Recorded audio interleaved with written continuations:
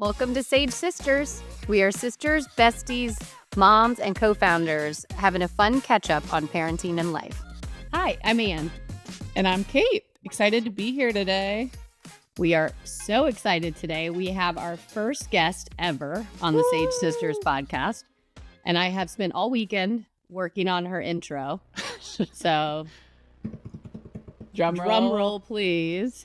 And now we have... She's wiser. She's smarter. She's nicer. She's taller. She's a better gift giver, which is annoying because it makes us all look bad. She's mom and dad's favorite by far, even though they won't claim it. By far. She's also our amazing best friend and someone we both look up to. She's Sarah Flamian, our older sister. And by older, I mean way older sister. Welcome to the pod, Sarah. Thank you. I'm so happy to be here. Yeah, we're excited to have you. Do you want to do maybe just a quick intro of yourself over there?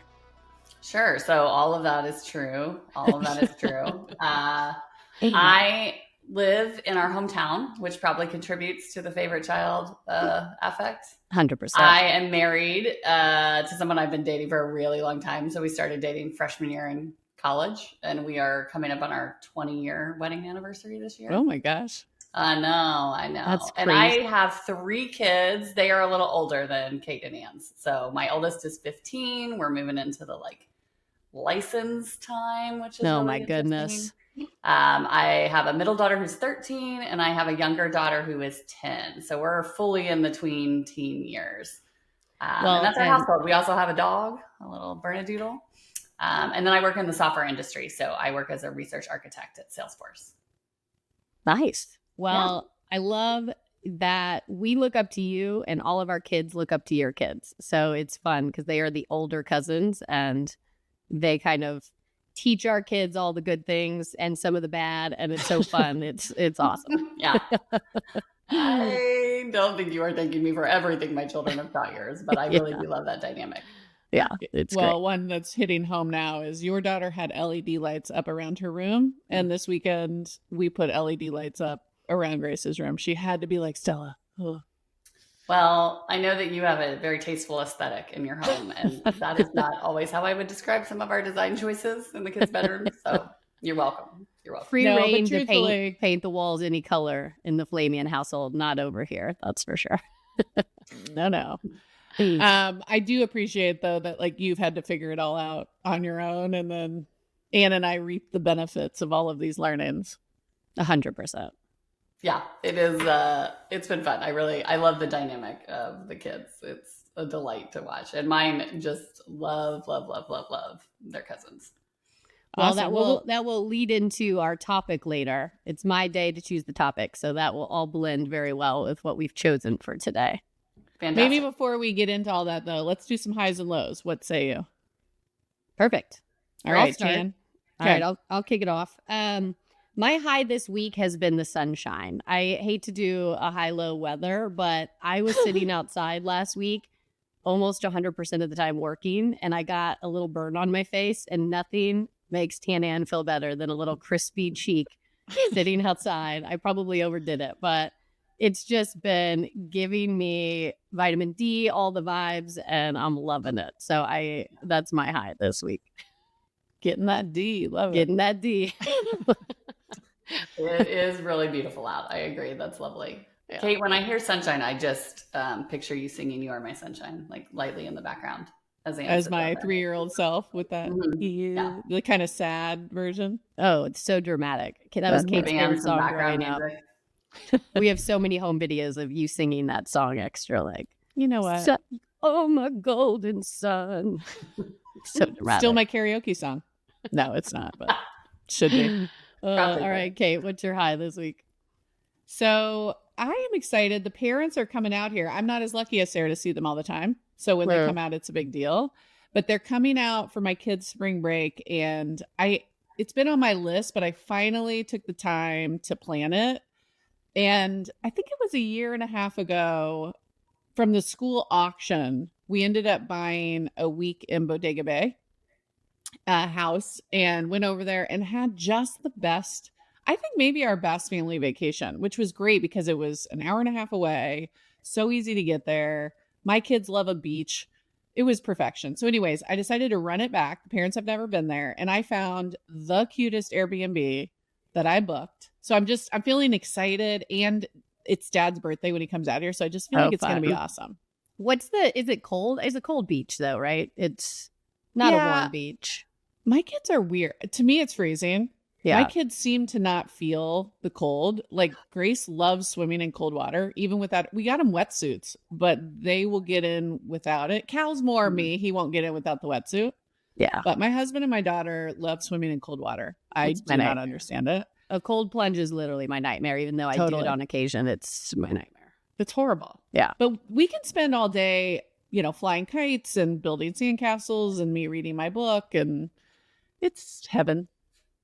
Well, that makes me think of cold plunge. And the only thing I have to say is recently I've started to hear a bunch of podcasts on how cold plunge for females as they age might be worse on our stress level than it is for males. And there's nothing I like more than sending that to my husband, who tries to push me into a cold plunge all the time for health benefits. I'm like, it's actually not healthy for me. So anyways. Yeah, I'm not on the cold plunge train. I just took my 10-year-old not too long ago on a trip to San Diego, and she deeply wanted to get into the frigid water. And I told her I did it. And I said, if you ever want to remember, if I loved you, you remember this moment right here because it's so cold. Yeah. Never again. My love is for me. I like bath water temperature. Yeah. Same. For sure. Sarah, what was your high? Yeah. My high is timely because of this. I actually just got to see Anne this weekend. I know. My husband Ryan and I went down to Nashville.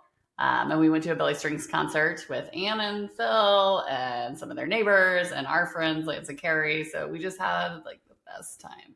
It was we went to an amazing dinner beforehand at Black Rabbit. It was so good. So good. Shout out to Black Rabbit in Nashville. The cocktails were on point. The food was great. It was such a good atmosphere. Walkable to the arena. Also, I think downtown. Downtown. Okay. Yeah. What kind of food was it? Kind of. I would say modern American. I had like the best cocktail of my life. It was so good. What was it? It was like apple infused gin. Yeah. And then it had cinnamon and lemon and rosemary. I'm usually not a gin person, but I think that sounds really good. Excellent. Yeah. So it was just fun. It was really, no kids and nothing really to do other than hang. So it was such a nice night. The concert was amazing. We went out a little bit afterward. It was just so fun. And then in the morning, we did not have to come home like right away. So I got to spend time with Ann's kids too, which was really Love it. For better or for worse. They were fighting over Ann's. We played basketball. Lola did the full face of makeup with my makeup. Sarah showing me what is essentially like, it reminded me a lot of Guitar Hero. They were like, why do you know how to do this? I was like, I don't want to tell you how much time I used to do Guitar Hero. I forget what that app is called. It's an app on the iPad where they can do You hit music. the notes with your finger as they play. We did a lot of that. Yeah, cute. Lily read to me. It was really lovely. So it was a great weekend. Billy Strings is amazing. Sarah, do you remember? It had to be, I was pregnant, so it had to be 7 years ago. We saw him play at a festival on the hottest day of the year, and I was 8 months pregnant and I wanted to die. But Billy Strings was awesome.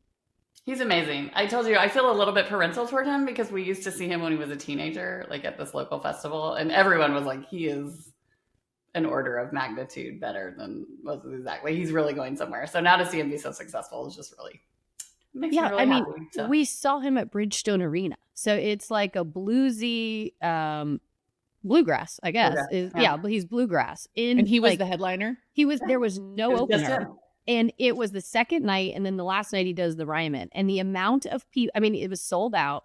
It was insane to see that cool of a bluegrass show, and he stays true to bluegrass. We were talking a lot about that. He didn't like go poppy or anything. It was really great. And I have to admit, it was a little bit jam sesh for me. So like 3.5 hours in, I was ready to wrap it up and go to the bar. But like an hour and a half of Billy Strings was like perfection. It was great. Yeah. Good for him. That's awesome. Lovely. And I was a little worried I wouldn't be able to make this happen. We're going to talk about this later, I think. But it was supposed to be a free weekend, and then we ended up having several sports tournaments get rescheduled for this weekend. So we were trying to figure out if we could even go. And so it just felt so special that we were able to go. Yeah. on my side of awesome. Make it happen. Make it happen. And was not sympathetic to the changes. Well, I kept calling because I had it's kind of a funny joke in our house, but Grace thought FOMO was mofo. So she's always like, "Oh, Mom, do you have mofo?" And I was like, "I have the biggest mofo." Like, Yeah. And then I kept calling and you guys weren't picking up. And she goes, "I bet they're at a fun brunch together." And I was like, "Oh, you're savage." But those Are they? mofos, Are they those drinking mofos mimosas? were out having fun without you. How Totally. dare. I was in a savage game of knockout with Ace in his bedroom. Yeah. Okay. I feel less jealous, to be honest. But yeah. All right. What's your low, Ian? Okay. Well, my low has one of my kids in it, Ace. Love him, but he is constantly on this. Who's better? Who's better? This dinosaur versus that dinosaur. This shark versus, the whale. Like everything is better. He is now. Is it better or who would kill each other in a fight? It depends, but it's always like what's better, who's better. And so it has pivoted to music now. And he is a huge Shabuzi fan. And his epic song, Shabuzi, what is the bar? Tipsy or whatever. Yeah, Tipsy is his favorite. So he got on this like, well, how many downloads has Tipsy gotten? And so we went on and it's millions and millions of downloads. Like I think it was close to 1 billion, right? Okay. So then his new song came out, Shabuzi Good News. He's obsessed. It came out in like October, November. So he's like, well, how many downloads does that have? And I'm like, all right, it's like 56 million. It was way under the other one, Tipsy. So now he has made it his life's mission to get those downloads up to whatever it is. So he plays on his Google that he has upstairs, Shabuzi Good News on repeat. So that way it will add to the downloads and he can get that number closer to Tipsy. And it is hysterical, but also this song is haunting me. It's a great song, but when you hear it on repeat all day long, it is an absolute nightmare. Give me a tune. I can't picture this one. I got the good news. Okay. Something like that. Obviously, I'm not a singer. I'm going to but have to go listen to that. That's not ringing any bells. I'm sure I've heard it. But... I think I nailed it, or I can't do better. But anyways, it is hysterical. And I appreciate his zest for wanting to make this the next best thing. But it's too much in this household. So he's such a little, our dad, Tom, just like a little enthusiast. Which I love. It's like, what a great outlook on life that he thinks he can move Shabuzi into the number one slot. But he's making life changes for Shabuzi in his mind. Oh, yeah. I feel like you should reach out to Shabuzi and tell him that story. It's sweet. Yeah, maybe I'll take a clip of this podcast and send it to him so he knows the love that my son has for him. Cute. All right. What's your low, Kate? Well, it was Tuesday evening. I was trying to get a good routine back in the mix after, a long weekend. We were getting the kids out of the bath, 7:30, 7:40, and Grace, wide eyes goes, oh, I forgot. I'm supposed to bring in a poster for Star Student. I'm the Star Student. And I was like, okay, when's that due? Tomorrow. Oh, no. I said, what? And maybe I don't know if I missed an email or was supposed to put something on my calendar. This was news to me. Let's just say when you missed the email. I feel like I was speaking to the podcast to say that. But. Yeah. I think it's one of these things that like at back to school night, you kind of get your slot and it didn't make it into my calendar, which was a mistake. I'll own it. But yeah. Poster due tomorrow at 7:45 at night. And then I was like, what does the poster even need to be? It's the most intricate, elaborate thing. And of course I have no supplies. This is the other thing. I got to tighten up. I got to get poster board supplies at home. I got to be ready for this kind of thing. This was an amateur mom moment, but yeah, I was like, God, I got to go run to CVS and do all this stuff. And I was just like, I had this moment where I was like, how much are we going to do here? And I was like, we're going to go hard till 8:30. Whatever's done at 8:30 is going to be good enough. So I call my friend and she has a daughter in her class. And I said, can you send me a photo of what this poster is supposed to be? And also, do you have poster board? That mom is absolutely panicking for you at this point. This is a shout out to Christina. Thank you for being a better mother than me. She had all her shit together. She said, come on over, grab a poster board. So in pajamas, Grace and I ran over, grabbed the poster board. We're back by 8:00. We had 30 minutes to rip this thing out. She and I are both just in the zone, just in a fury state.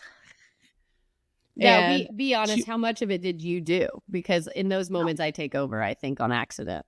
It was all hands on deck. We had 30 minutes, all hands on deck. I was doing the outline. She was filling in the blanks, coloring. It was like, oh, we're supposed to have updated photos. I go, we got what we got. You go dig through your drawer and find the most recent photo. She was 2 years younger in the photo she added. That's what we had. Yeah. So anyways, we got this poster turned in. She was the star student. That's now over. We made it through. Woof. Yeah, that's brutal. Last minute school assignment nightmare. It's never last minute on the ones that are small. Yeah. It's never like, I forgot to study spelling words and there's 7. Yeah. Right. It's always something elaborate that requires supplies and instructions you got to do. Yeah. Well, totally. Sarah, what was your low? Well, my low is long-standing. Why am I nervous? Thank you for asking. It's listening to this podcast and your obsessions and not getting the credit that I feel I deserve for being the OG influencer of this group. Oh my God, I could have seen that coming. I took it upon myself to make a list of the obsessions you have shared that originated with me. In your opinion, let's see this list. I love getting a text from you. Strongly, I was the original recommender of the Ilia makeup. Okay, I do like products more than I should. That's in contention all the way around because I think I gave Anne. You didn't. You did not give me the serum. I bought it. But I do, in fact, think I heard it from one of you. So I don't know which one of you. You do know which one. Yeah. I'll give it to Sarah. Yeah. Typical. Then I heard you talking about Billy razors, which I have been using for years. I actually do the subscription because then I don't even have to try to remember when it's time to re-up this. Okay. All my children now use them, the shave, love them. Well, I will say I was shopping at Target when I found it, and maybe in my subconscious, I had heard Billy Razor from you and purchased it because there were a selection of items, and I chose that one out of I don't know why. So I'll give you subconscious. The eye mask, I have owned that eye mask for, I could probably go look at my Amazon orders and tell you how long, but that soft all the way around eye mask so that you can sleep on planes. Thought it was he really went hard in the paint that was hers, so.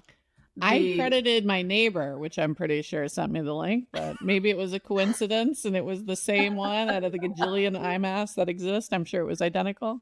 Yeah. The milk frother, I did look it up. I gave it to Mom and not Anne. So I have had this milk frother forever. It's like a little luxury I love in the mornings. I use it every day. And I gave one to Mom for Christmas. Well, my neighbor got the one for me in the $10 and under favorites Christmas gift exchange. So I have to give credit to Catherine, my neighbor, who gave that to me. But I have seen it on your counter, different brand, afterwards. Maybe I didn't pay attention to it. Putting it into the universe. But I think you are being influenced strongly by me, and it's seeping into your subconscious. And you were perhaps forgetting to credit you. All right. So we'll make a note to credit you from here on out. And I will say, you've always been the producteur of the family. No negative connotation there. You always have new products. Anytime I go to your house and I'm getting ready there, it's awesome because I feel like I'm in an actual store. What else am I going to try? You have a lot of products. Maybe it's your teenage daughters as well, but you do have a lot of things that I have gotten from you. So we'll just have to remind ourselves to give you credit where credit is due in the future. It's a really intense low that I've brought for you today. Yeah. It's been sitting with you for a while. Now that I know what it is, that's better to me. I love it. All right, good. Well, let's pivot to the topic today. And it kind of goes with the fact that we have our older and wiser sister on today. I thought the topic could be really cool to get parenting wisdom from you. Having older kids, Kate alluded to it at the beginning, you go through things first and we kind of get to see it just from a stage standpoint, a timing standpoint of how old your kids are. And Kate and I talk a lot on this podcast about parenting, but most of what our opinions are things that are going on are elementary school because that's what age our kids are at right now. So we have a lot of things we bring up and interviews we've had with older parents. You are one of those interviews. But I thought it would be really cool to kind of have a topic all on your parenting wisdom and just, tips and tricks, hacks, things you've learned along the way. Yeah. So maybe, yeah, great. Well, maybe we start just because Sage is tech driven. Maybe we start in that way, which is, give us just a little bit of things you experience with tech as you started to raise kids and where you kind of stand with technology. You are heavy into tech with your business and what you do. So just kind of give us an overview of your family in tech and how you've been kind of guiding it from here. So I work in tech, as does my husband. So we're pretty tech friendly. And we generally have tried to approach it like, I would say the way I think about junk food. It's not banned from the house. I don't prevent them from having it. I try to teach them how to eat a reasonable amount of it when it is around so that as they move into their lives, they can handle it, appropriately. And so our general sense was that we wanted to handle tech the same way. Have it be around, teach them how to use it responsibly, and kind of figure it out as we went. We did not use a lot of tech when they were little. So we didn't have the iPad. We didn't have an iPad until they were much older. What age? Like toddlers. We just didn't do that. And we don't watch a ton of TV, which is not like a judgment. It's just not. If the TV's on, it's mostly sports. We don't watch a lot of TV shows. So we didn't have as much of it when they were younger. Like I just didn't have that as a big thought for us at that point. And some of it was just driven by like, I didn't want my kids on the devices when we were at restaurants or whatever. I wanted them like talking to me. So we just didn't introduce it. So are you going on record to say that you don't use iPads with your kids in restaurants when they were at younger years? Now they're obviously older. We didn't even have an iPad until they were older. Okay. I kind of remember that. Yeah, which meant sometimes my kids were horrific at restaurants. I'm sorry if we brought my children there when they were younger, but I just really didn't. That was like, for me, it's something I didn't want to do. Yeah. Which again, like I don't really have any strong beef about it. Correct me if I'm wrong, but you were like screen abstinence, especially for Lucy, I remember, for years. Is that right? Am I remembering correctly? Yeah. We just noticed that if a TV was on, she was like eyeballs on it. So it wasn't like a formal screen abstinence, but it was like, we just don't want it on if we're not watching it because I don't want her watching it instead of doing other stuff. Yeah, totally. What are those other things? Did you have to distract her with activities back then if it wasn't screen time when you needed to like finish dinner or whatever it is? What do you remember doing? Of these, and it would work for a little bit and then we'd have to come up with a new one. Some of them mom gave me even, I think, like we had like a cookie sheet with magnets and they would like mess around with the magnets and I could kind of see them while I was doing other stuff. We had a litany of those kinds of things. It doesn't work amazing, forever. My diaper bag was enormous because we had like 18,000 different, like, maybe this will distract you kinds of odds and ends in it. But my friends' kids also were kind of similar. So at the time, it just wasn't something we spent a lot of time thinking about. I don't remember like trying to come up with like a real strategy around it. We just didn't. Yeah. What, if you can remember, what was the pivot then to having your kids either want to, even at an older age, or like what was the pivot of like more tech in their lives? It can be TV, it can be anything, but what was the pivot there for you? So they eventually got into shows, and we kept an eye on what they watched, but they would each get into something. Like Lucy was obsessed with a show called Octonauts for a while. So they would watch some TV, but again, we could kind of control it at the time. So, we could keep an eye on how much Octonauts she was watching and like keep it to what felt right to us at the time. Our school is very tech forward. So we have a 1-to-1 now. So like every kid has a tech. They use iPads when they're younger and Chromebooks when they're older. So we started, even when they were in school, getting introduced to like new things. They do a lot of like IXL and that kind of stuff, even early. They would get into weird things. So they got really, for a while, they wanted to learn how to type. and they were doing this like BBC app where it was like a typing tutor thing, and they were like really into that. So they would just start getting into it, usually by way of something obscure they would very much get into. It kind of, Anne, reminded me of what you were talking about. They would get competitive about it. Yeah. So we kind of like eased our way into it through these apps and TV shows that were, pretty innocuous at the time, I thought. Yeah. What about video games and messaging? When did that enter your life? Roblox was the first real video game I remember having to think about. We didn't have like a gaming system when they were younger, so they just didn't play a lot here. But Roblox was the first one where everyone was playing it.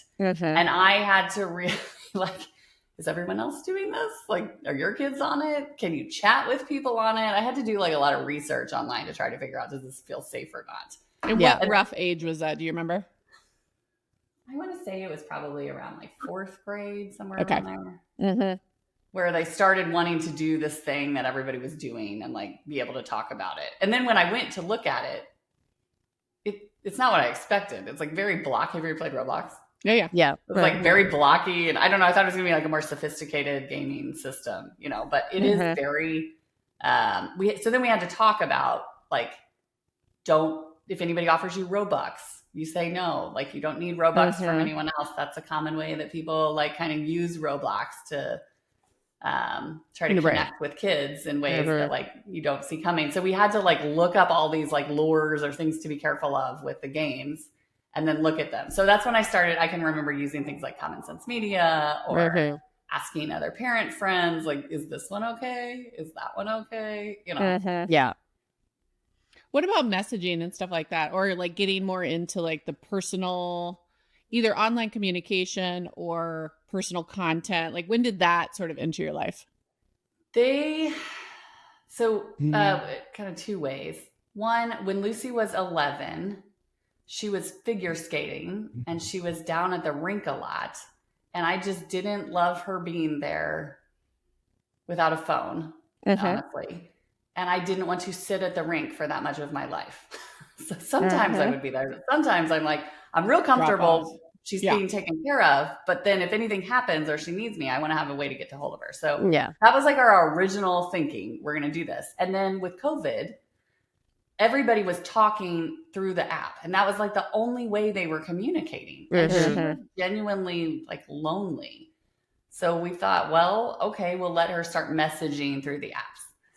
And we had all the rules like, that I've heard you guys talk about. Like, I can look at her phone at any time and read these messages if I want. And I would look at them and they were all, for the most part, like, nothing upsetting was being insanely said. silly. And they were silly, And then we had to start talking through some of the dynamics of group text, who's in the group text, who's not. We had a situation I can remember where one of mine said something not super nice on a text message. And we had to talk about like, can you see why that's hurtful? And also, did you see how many people saw that? What if this had been something really bad that wasn't like minor, Was a lot of that middle school timing, or was that still it was younger. Late elementary? It was younger than I thought. So it was really like 4th grade, they were asking. 5th grade, they were really wanting it. And we were one of the last people at the time. Yeah. Even people I thought certainly weren't going to do it did. And so that's like when we did it. Now, like my 10-year-old likes to message on Facebook Messenger. Yeah. Which is not as many people. I don't remember as many people doing it when Lucy was younger. But they message and, they mostly like to use the face filters and like, it's just silliness. They like to play these little 2-person games you can do. I think she and Grace were playing chess, I believe. Yeah. Yep. So, but that's about the age that I remember it starting. And then it was probably more than we would have wanted, but it was COVID. So we were all kind of trying to decide what to do. Yeah. And at that same time, Nora started getting into it, but for like learning things. Like she's an amazing baker and I cannot bake to save my life. She learned it entirely through YouTube.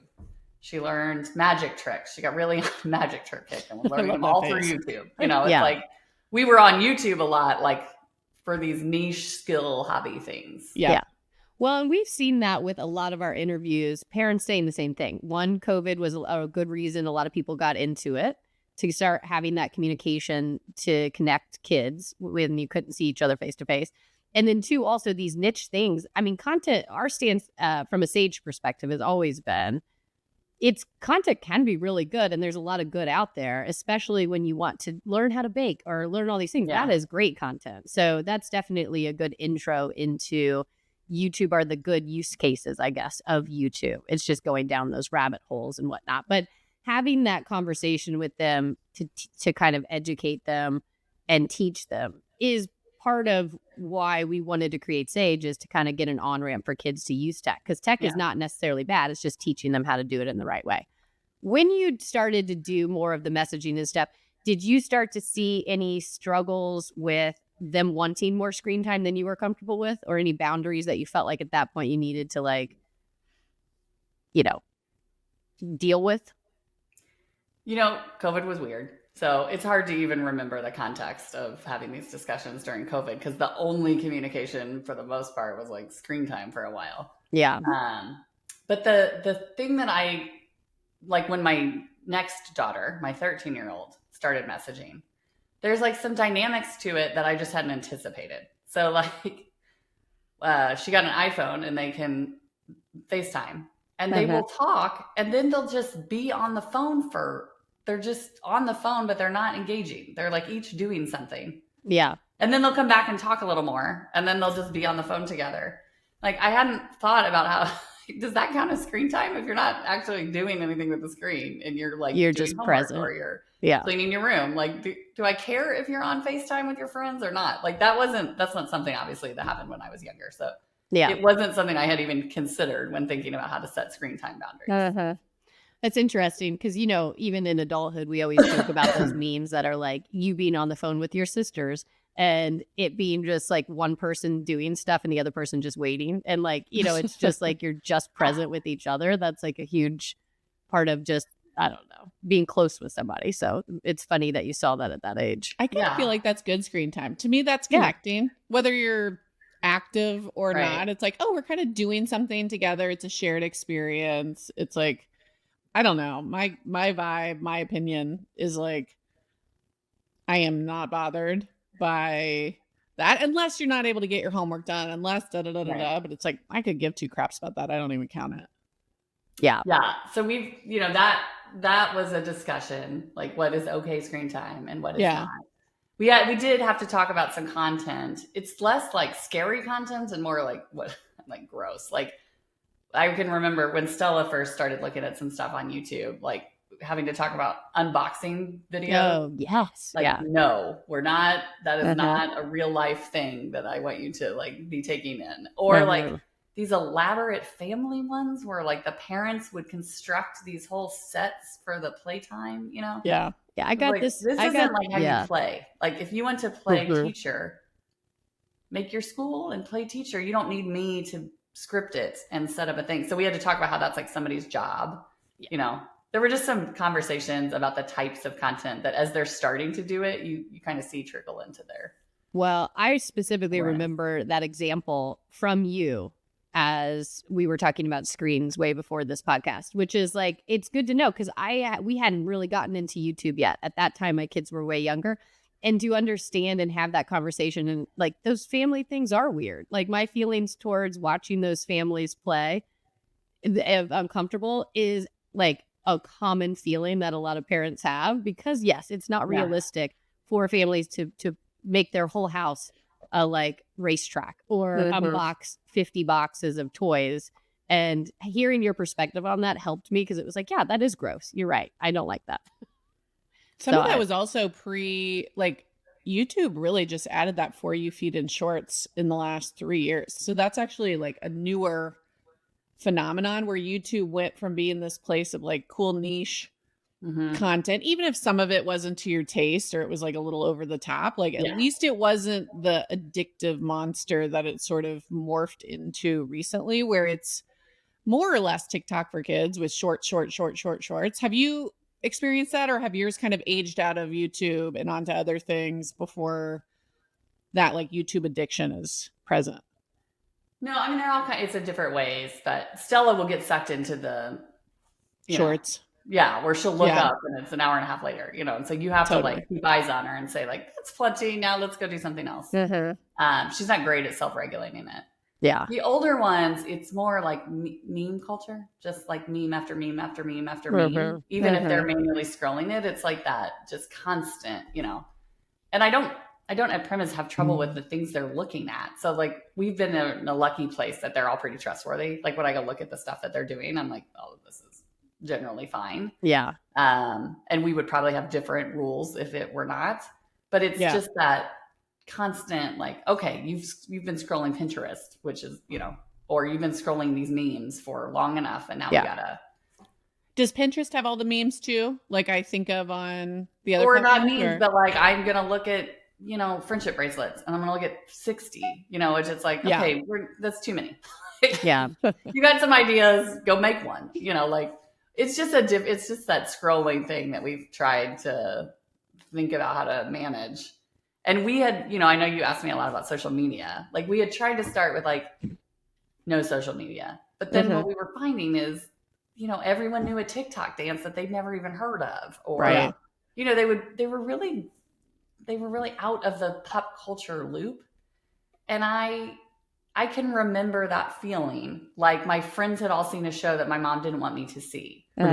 And it felt so cool when I finally could watch it, even if the content wasn't, like 902 wasn't winning any awards for like, great children content. I was watching, but I can remember when I saw it and I knew the the people were and could like kind of be part of that conversation. Yeah. So then we started like, well, you can be on it some, like, but you can't post. Like, I don't want you making 40 TikToks a day about your life or trying to become an influencer. So you can consume it a little, but I don't want you posting until you're older. How'd that work? Okay. It's still the like, how much is too much? And, we've benefited a little from the fact that they don't like when they go to hang out with their friends and their friends only want to be on their phone making TikToks. Like they personally don't like that. So it's made it a little bit of an easier sell. Yeah. But it's just a tough, and now Lucy is in high school and she can post if she wants to, And so we have to talk about like, think about what you post, Yeah, it can stick with you. I think it's so interesting because I do think the culture, like the cool factor, what everybody's talking about, it's like most parents do end up giving access because of this, where it's like, you don't want your kid to be ostracized. Of course, you want to give them a little autonomy. You know what I mean? It's like, it's a really tricky thing. And I think for me, I so wish there was an option that gave them that just wasn't designed to be so damn addictive. Yeah. It's like, that's to me, like where it gets so frustrating. And it's no one's fault. I mean, it's no one's fault except for the tech companies building these products to optimize for engagement. Right. But it's like, some of that's totally fine. It's just so hard to do some and not have it turn into more than you want. And that's just the tricky thing here. And I don't know if it's going to be legislation that does it, if it's new products that do it, if it's a cultural shift that does it, or if we just continue with the status quo. But like, I don't know. I get so worried about how addictive these things are. And when you look at just like screen time averages, which Sarah, I know your kids are so far under the national average on screen time, but it's like, that's what scares the hell out of me. I don't know. Yeah. And have you seen this like with their friends and like, you're living that world? Like, are you seeing their friends on screens? Yes. 70 hours a day? Where I'm like, this is what I don't want. Like, do you see how odd that was when we went to dinner with a big group and they said like 4 words because they were on their phone the whole time. Right. Like they missed the dinner, So we had that conversation like quite a bit, and it's hard. I mean, it's hard for parents. Like, I enjoy Instagram. I get some news there. I get some like food recipe things, inspo. Yeah, you get some genuine friendship connection. Yeah, I like that. But then like, I'll look down and I'm like, I didn't need that last 30 minutes. I just got it. It was like a habit. So I think adults are even still trying to figure it out. So I don't know what the answer is, but we did really find like when we, a couple times we tried to take a hard line. Like, we're not going to do like Snapchat was my, like, I don't want you to do Snapchat. Like, for whatever reason, I'm like, the idea that you can send these things that disappear. And I just I don't like that. Yeah. That is their text messaging platform. I mean, that is how her friends text. They don't talk in message text. They talk in Snap. And I tried to say no. And it was like, I think we were on a volleyball team. And like, she did not know what was happening. She wasn't part of the inside jokes. She didn't know when they were all going to show up doing something, like she was just out of it. And so we let her have it to engage with them. And then I tried to like look at what was going on there, but it's such a slippery slope. But we definitely a couple of times tried to say no, and then felt like maybe we needed to change our approach and try to think about how to limit it rather than block it. Well, you say limit it. Screen time is a huge thing we hear from our parents, which is like, I'm having a hard time navigating screen time and boundaries throughout every age. Let's end kind of the tech conversation with a positive of like, what has worked in your house to kind of help in those moments, have them shut it down when you feel like they're using it too much, or like maybe even a rule that you have in your house that has worked in a positive way to get your kids to not use tech?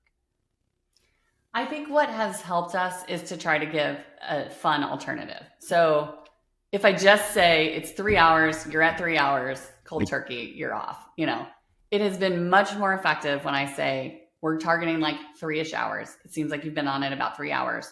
Why don't we go walk the dog? Or do you want to play a board game? Or how's that book coming that you were telling me you were so into? It's like they need the transition to what else they could be doing that is also interesting. If I leave it all up to them and it's just like, put your phone away and now come up with something else, sometimes we have a hard time making that transition. It works a little better if I can give them a thing to go do. Yeah. Okay. I love it. You guys have done such a great job, I think, keeping strong relationships with your girls at every age. One of the really common complaints that we hear is like, it's so distancing, adds so much tension to that like parent-kid relationship. Like, what have you learned about letting them have it in moderation? But like, how also have you cultivated the connection and like had them still feel like they can come to you? Still have those conversations, even if it's about tricky stuff or friendship struggles. I don't know. What's worked for you guys? We are really intentional about like family time. So we have dinner together almost every night, even if it means sometimes the dinner is at a weird time. And do you do no screens at dinner, I'm assuming? We do no screens at dinner. So we're talking, and everyone has to say something they're thankful for. And we've tried various versions of, like high-low kind of stuff. High-low buffalo was one we did for a little while, like some high-low and some funny.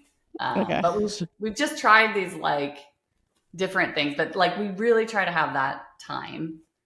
I think also like not acting like I'm anti-tech in front of them, because the more your parents hate something, the more interesting it is. Totally. There's some truth in A that. tale as old as time. Yeah, right. So like we will share back now that they're teenagers, like funny memes, and like sometimes they can work like an annoyance I have, which is like minor with my oldest, is like her room always has like 80 cups in it. Like, why are you hoarding all my cups up here? I go to get a drink and I'm like, where are my cups? And then I found this meme, and it was like when my teenager cleans out their room and tries to come to the kitchen. And it was like somebody driving like a station wagon that had so much stuff on it, they could barely like turn the corner. So it's hilarious. Like we kind of trade memes back and forth a little bit sometimes, I love that. Yeah. Yeah. So, I think just making sure you're like talking to them. I think the other thing, like you had mentioned, we have a good relationship. I'm like by nature a solver. Like, you give me your problem and let's like workshop a solution. Let's talk about how we like take action. And through like therapy and some other things. Yeah, right? I'm such an oldest child. I have like learned sometimes they're not coming to me for a solve. They just want to like air a grievance or just be heard. And so we've really tried to work on like, ooh, that sounds awful. That sounds really tough. Like, and then do you want me to just listen? Or like, do you want to like talk about what we might do? And sometimes they just want to like listen, they just want me to hear it. So that they feel like they've been heard and I know what they're going through. And you, as the older sister, have a hard time holding your facial expression. So I'm sure that's hard when they come at you with something that you're not settled with. I mean, kind of, but also I think I was very much thinking that as the parent, I should like shield more, like protect them from my emotions and my noise. So like some stuff they would tell me would really spin me up, bullying or something, you know, and I'd be like, oh. And then in front of them, I would try to do a like very measured, oh, that's really hard. Let's talk, you know, but very controlled. And that's another thing that I've learned through some therapy and other things, that like, it's important sometimes to like let them see that you are struggling with something. Yeah. Like, I love that. I hear you. And that makes me like really mad. I don't know how I feel about it right now, but I'm feeling really mad, and I need like a minute to think about it. But thank you for telling me, you know, like, yeah. That there's like danger. And if you act too controlled, then they feel like maybe they have problems and you don't. And yeah. I love that. Seem like the dangerous or sad. Yeah, it makes sense. I feel like that is like, you know, it's like we're talking about parenting at every stage, right? And a lot of the feedback you get when you're younger is let them have emotions, right? It's the same concept as let your emotions show to them. I love that. That's like super important, because it's like all of us have reactions to things, and it's healthy to fit, you know, for people to be super open. And I think that just, it makes you more open to them. Like they understand you a little bit more. Yeah. And you model for them how to handle emotions. So another thing that I heard from my teenager once is, you and dad don't ever fight. I don't feel like I really know how to fight with someone and it'd be okay. And I was like, what?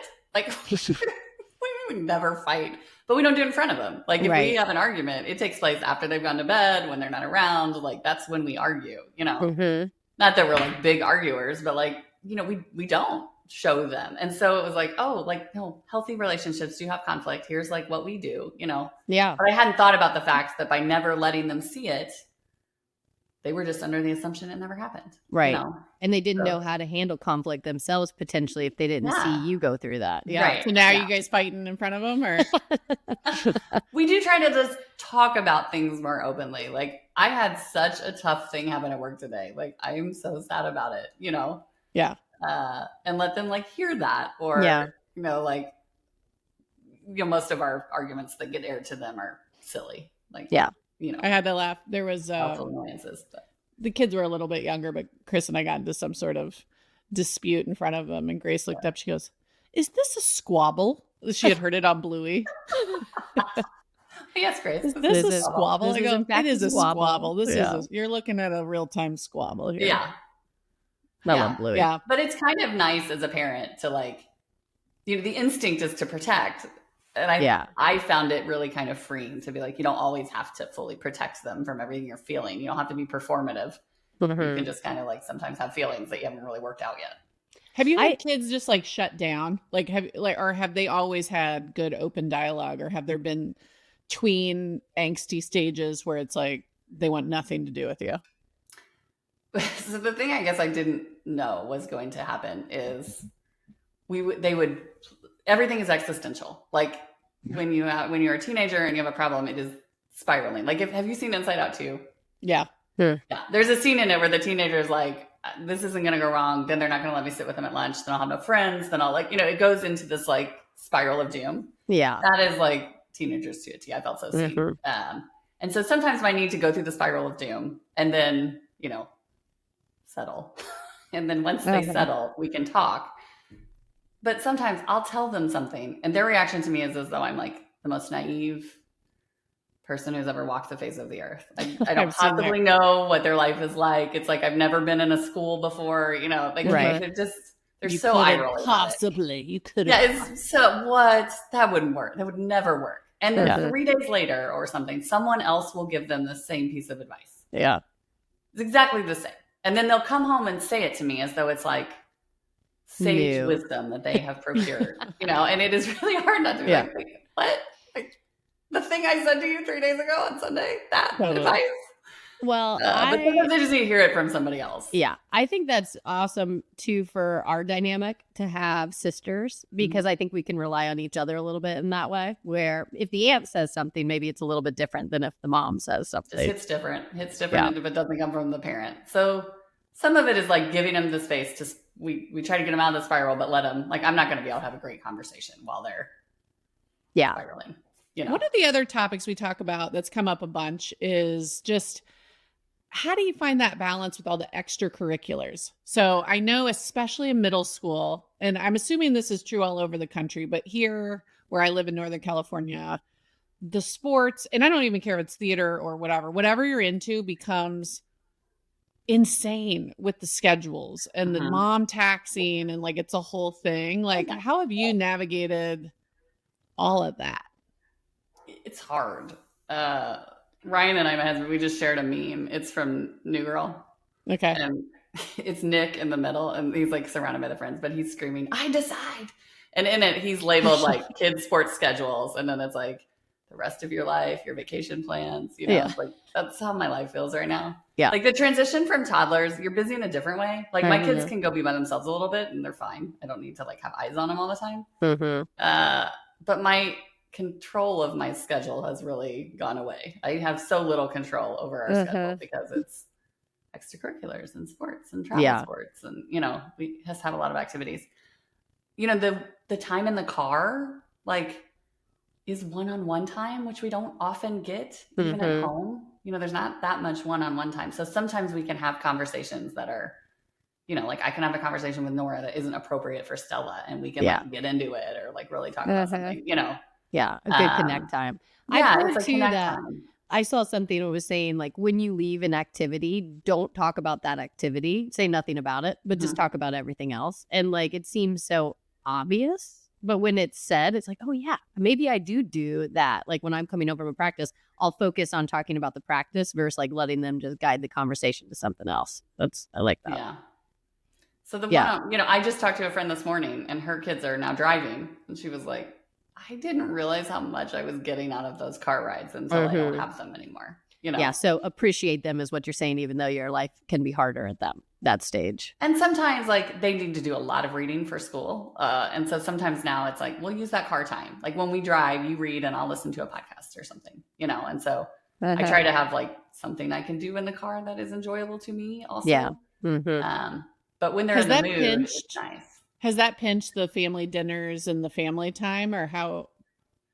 We try to still have dinner together most nights. It does mean that some nights dinner is at like 7:30 at night or 5 or, you know, and sometimes the timing is weird, but we still try to do it. Every once in a while they'll split. Yeah. So it's like these two are going to have dinner and these three. Yeah. But we do still try to do it. But there's a lot of parent logistics at this time of life.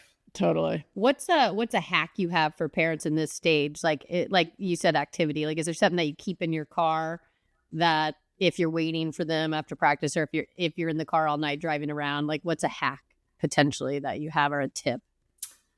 Well, one is we bought these neck lights. It's like a book light, but it goes around your neck.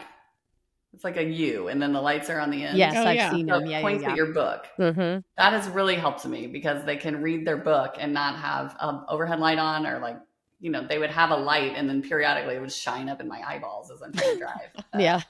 So that is like a nice hack for them so that they can read even when we're driving around at night and not be disruptive. So I like that. I really just try to have like a bunch of podcasts and stuff queued up. Yeah. Sage for Sisters. For me, like, oh, right. A list of podcasts that are like clean enough that I can listen to it if they're reading or whatever. And that way it feels to me like I'm getting a little something that I wanted, you know, like I'm enjoying the ride, even if they are busy reading or doing something or not in the mood to talk to me. You know? Yeah. Or sometimes we'll make like they'll DJ now. So I'll give them my phone and they can stream it. And so I'm getting a window into what music they're into, or, you know. Yeah. I like that too. So that has been like a fun, you're kind of bonding. You're also like, you know, you have nice music to listen to while you're driving. All right. We got to kind of move into the final stages here, but I'd love to hear, as the last question of our topic here, what's your favorite part of parenting older kids and teens? They're so great. I mean, they're into stuff now that I'm also into. I don't have to like fake interest in their interests. You know, some of the things they were into when they were younger is like, that's not my jam, but let's talk.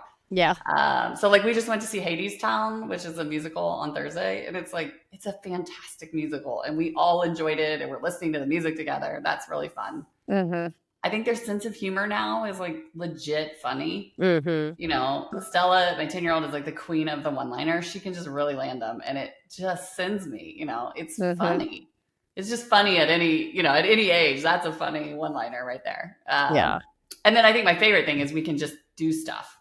Like when they were younger, it took a lot of planning. You know, we had to like be home by a certain time, and we had to have snacks, and we had to bring like a change of clothes probably. And, you know, like just had to do a lot of thought to do anything. Mhm. And now we can just be like sometimes we'll go to a local restaurant that has golden tea and like, Mhm. we don't have anything tonight. Doesn't even feel like going and playing golden tea, and we can just go do it. You know, there's That's a fun. lot less required. A little more for that. spontaneity. Yeah, more spontaneity. One thing I got from you, which I want to say too to close it out, which is I loved that you have done, I think you chose the age of 10, but it can be any age, where when that child hit that age, you took them on a one-on-one trip, mom and daughter. And I love that. And they got to choose the city, and each of them were very different and unique. But I just wanted to say that was one of my favorite things that I can't wait to do with my kids. And I think we'll probably pick 10 as well as the age. But that was a super cool thing that I've already stolen from you that I can't wait to implement. We have loved our 10 trips. It's such a good age because they still want to be like, they're still like real into you, you know? Yeah. We have no choice but to follow that. Like, that's true. Yeah, that's true. Once the kids heard, Grace thinks she's going to Paris for her 10th. I was like, ours had to be domestic. Totally. I'm gonna rein that in, but I just had to laugh. Yeah. It's like you're doing stuff and then they see it and they're like, oh, we're doing that. I'm like, that's how it's done. Thank you, Sarah, for that expensive trip at 10. Appreciate you. No, I think it's going to be cute. Yeah, for sure. And yeah, before we move into obsessions, just so excited. We were so excited to have you on. And thank you for being so open about all these topics. Because again, all the parents are feeling this same kind of pressure. And it's just so awesome to hear perspective of somebody who's going through kind of the next stage we're about to be at. So appreciate you. Well, I told you, I love what you're doing here. It's a tricky topic. I don't think there's anybody who's really got it figured out. Everybody's trying stuff and putting out some hypotheses. So I like listening to you all kind of work through it. Awesome. Thanks. All right, let's get into the final stage here. Anne, hit us with your obsession. My obsession will not be a surprise if you are a listener of this podcast, but I went to Target, and yes, I did buy more clothes that Kate always makes fun of me for, but there is a new sweat set that is like a short sleeved kind of crop, but like hits below, it hits in the right spot for a mom. And then like a sweater skirt that goes with it. Is it athleisure looking? It's athleisure, but it looks elevated. And so I've been wearing it like almost every day. I have the skirt on right now with a different top, but it's just, I bought cream, but they have different colors. So cream on cream, but it is just, it's very classic looking and it's comfortable and it's flattering and it's inexpensive. It's like my wins. What you were wearing when I came? Yes, on Saturday. Yeah. Oh, I said, Anne looks so fancy, just like in her house. Like a little home influencer here, but Ooh, that was that Target set. Target set. I got it last week, and I have just been wearing it, like I said, every day. Too much, but I really am a huge fan of it.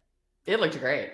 Thank you. I love Target. I'm sure it's fashionable. I would like to just see if our sound editor could cut in a little montage of a podcast a few ago where you were saying you don't spend that much at Target.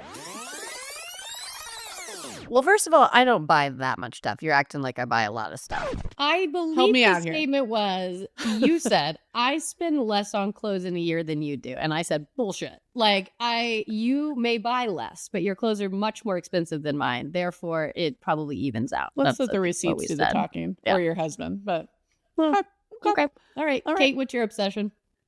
Okay. Mine is also an article of clothing.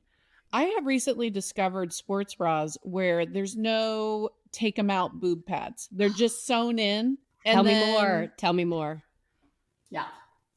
It's like, I've always hated those boob pads after you wash them. They're just not right. And they're all crinkly and weird. But if you go totally without, that's a little too much exposure, if you know what I mean. So I'm like, I like something. And Nike has a few. I got one last year and I find myself reaching for it. So I ended up getting another one. So now I have two great Nike ones, different styles, but they're just sewn in and they wash great and they look great. And there's also, then I went looking because I'm like, it's like I'm at the age where I want all good underwear. You know, I don't want that weird underwear. I'm just all good. So this is my new thing, and it's going to have to take time because sports bras are expensive, but I'm going to move to a place where I have all good sports bras, all with the boob pads completely sewn in. Yeah. And I found one that's cheaper than Nike called Under Outfit. They have a Now Sunday Razorback. It's real soft, so I like that feel. Mm-hmm. It's perfection. It's absolute perfection. Okay, I will buy this. I don't have it. I always start off with the sports bra looking great, and then after you wash it, it gets weird. Totally. And it's like, nips in your 40s is not pretty anymore. It's not like a good look, right? No. And so I need a boob pad. But like, I get so frustrated with the look of those. I'm all in. Fold in half. Yes, and then I have like a totally. line across my boob at some point. Yes. It's So- not, it's tough. It's tough out here. Okay. Great rack. All right. If you're a brand and you're listening, sew those suckers in. Thank you. Okay. All right, Sarah, what's your obsession that we will pretend we didn't hear and then use in a future podcast? I brought you two. I brought a Okay. beauty one. It is a lip oil. Oh, It's NYX. Do you say Yeah. that? Do you just say NYX? I think so. That's I what I say it. do. Yeah. It's called fat oil, and it's like about yay big, and it's kind of a fat tube. Okay. Sub $10, so you can buy. Fat oil is an interesting brand. I was I'm going to say, like, there's not many places in my you'll body find it that put because fat of- oil. Fat oil. Okay. It's great. It's like just the right amount of color and shine. It's not sticky. It doesn't have a weird smell. It's is this a not drugstore brand or do I have to go to drugstore Sephora? brand. Yeah, I think Okay. it's at CVS. And I think it went Yeah. TikTok viral. So like it's not. Then they tried to have other Okay. fat oils. The original, the OG, that's like short and fat and looks Okay. like oil in a tube is. Well, great. Anne's always got dry lips, so this is headed I know. your way. and I it's tell you, moisturizing. yeah, Yeah, I've it's tried great. it all. Okay. I Next recommend up. it. There's also one in a stick that's like a little more pigmented and creamy. It's also Okay. nice, but the original is my favorite. Okay. Fat What's oil. your second? Then my second item is a food item because you talk about the Yuga app or Yuga on here like Yeah. constantly. Yeah. It is called Lifeway Farmer Cheese. Have you ever seen this? No. What's it called again? Say Lifeway is the brand and it's called Lifeway. Farmer Cheese. okay. No, I Really? have not It's seen in like this. a tub like a cream cheese. It's perfection. It rated highly, so you'll be happy. Great. It's like they describe it as a blended cousin of cottage cheese. Oh, So okay. it's really high protein. Yeah. And it's kind of a consistency in between cream cheese and ricotta. Mm-hmm. Okay. But Is it Like, like when I more make- mozzarella? Is it more cream cheese? no, What's it's the more like taste? a cream cheese. I use it like a cream cheese. Okay. Interesting. So like I'll Okay. get my Dave's, I'll put on my farmer cheese, get a nice hit of protein, but it feels like cream cheese, not like I'm trying to use cottage cheese for other things. Well, I love Eggs, it's this. great. I'll use it because I've been on a kick with cottage cheese. And Kate, you inspired me to do the homemade bagel at home Yeah. and use like Greek yogurt. So I did the cottage cheese version this weekend. And Fed it to Sarah on Sunday. Delicious. But you have to blend the cottage cheese. And then I did like a mac and cheese for the kids where it was like I did it with bone broth and cottage cheese to make it protein. And it's just like consistency that I wish I had what you just said to make You some need of these farmer cheese in recipes. your life. I Okay. picked it up on a whim and then I was like, what is this sweet magic? This is great. All right. Good ones. I like that. lip oils and cheeses. I I'm think here I'll for buy of all. these. I was going to Yeah, say, that- I'm those going are to. both Those compelling. are really on Mhm. brand for me. A beauty product and cheese. Yeah. Well, you are from the Midwest. Yeah. We got to represent. That's right. I love All right, it. cool. We're long here. We got to wrap it up. It's Sarah. Grateful for you to come on. Thanks for being our first guest. I think we did pretty good. Nailed it. Yeah. All right. Super fun. Love you guys. Lilas. Lilas.